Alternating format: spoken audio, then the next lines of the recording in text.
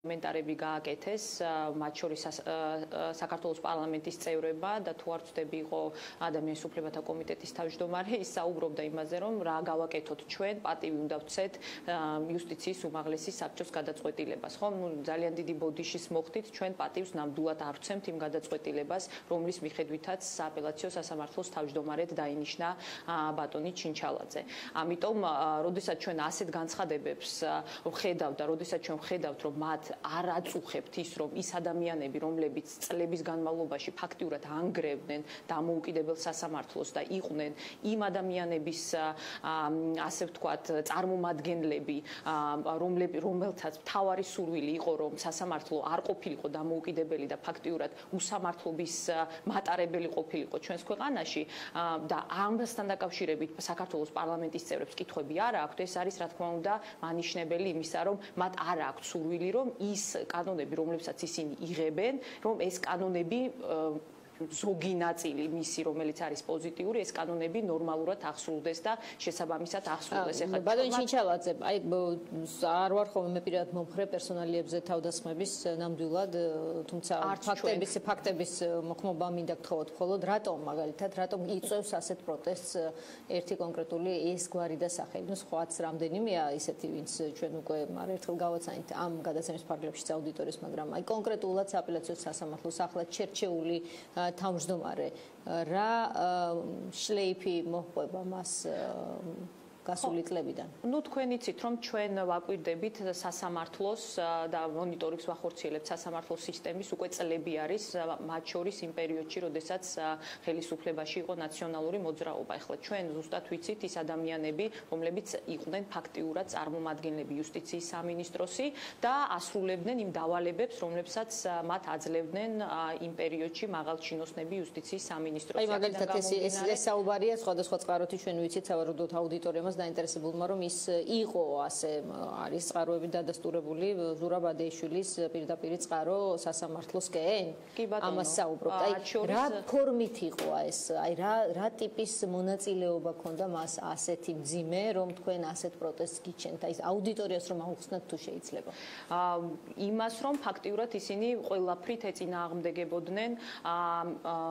იმ რეფორმებს რომელსაც ჩვენ ვითხოვდით წლების განმავლობაში რომ ისინი ცდილობდნენ რომ სასამართლო ყოფილიყო განსაკუთრებით დახურული უწყება. ასევე, ნუ ახლა ძალიან რთული არის იმაზე საუბარი კონკრეტულად რა დავალებას აძლევდა და კონკრეტულად რას ახმოვანებდა ბატონი ჩინჩალაძე, მაგრამ თუ კი შევხედავთ მის საქმიანობას, ის იყო ფაქტიურად იმ ტენდენციის ძალიან კარგი მაგალითი, რომ სასამართლოში ინიშნებოდნენ პროკურატურიდან წარმომადგენლები, პროკურატურისში მუშაობის გამოცდილების მქონე პირები, იმისთვის რომ ფაქტიურად მათ შეესრულებინათ ასევე ის დავალებები, რომლებსაც მათ ავალებდა პროკურატურა. რეალურად თუ კი შევხედავთ მაგალითად ძალიან ობიექტურადაც რომ შევხედოთ და ესეთი რაღაც ასეთ ფაქტებით რო არ ვისაუბროთ, მაგალითად ის რომ როდესაც ინიშნება მოსამართლე სასამართლოში, როდესაც წინაურდება, იქ აუცილებელია რომ მას ჰქონდეს კონკრეტული გამოცდილება, მაგალითად და რეპუტაცია. ხო, რეპუტაციის ნაწილში ნამდვილად არ გამოირჩევა კონკრეტულად ეს ადამიანი, რაც შეეხება გამოცდილებას, თუ კი შევხედავთ მაგალითად სხვა მოსამართლეებს 10 წლის განმავლობაში, როდესაც ისინი მსახურობდნენ სასამართლო სისტემაში, ისინი განიხილავდნენ რამოდენიმე 1000 საქმეს.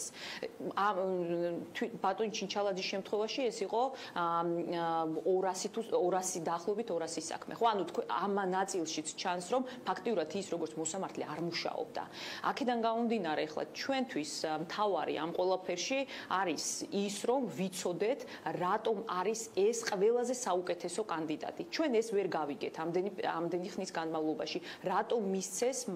მას უპირატესობა რეალურად და ერთადერთი ახსნა ამისი არის ის, რომ ის არის კონკრეტული კლანის წარმომადგენელი და ზუსტად ამიტომ არის იმ თანამდებობაზე, სადაც არის. ეხლა აქ ჩვენთვისაც ძალიან რთული არის საუბარი იმ კულუარულ ინფორმაციაზე, რომელიც ჩვენ გვაქვს, მაგალითად იმასთან დაკავშირებით, თუ როგორ ხდება დღეს უკვე აი ამ კლანის მეშვეობით სასამართლო სისტემის მართვა და ვინ აკეთებს ამას,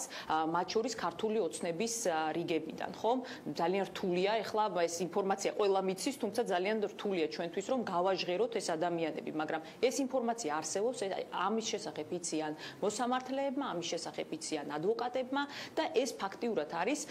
ძალიან კარგად დალაგებული სისტემა, რომლის კიდევ უფრო გაძლიერების შემთხვევაში ჩვენ ფაქტიურად შეგვიძლია მივიღოთ ისეთივე სასამართლო, როგორიც ჰქონდა 2012 წელს. მე მაინტერესებს კითხოთ ამ სქემის დეტალები. გასაგებია რომ პერსონალები შეიძლება თქვენ ვერ დაასახელოთ, არ თქვათ, ვინაიდან დადასტურება ჭირდება ყველაფერს, მაგრამ აი მოდით ჯაჭვი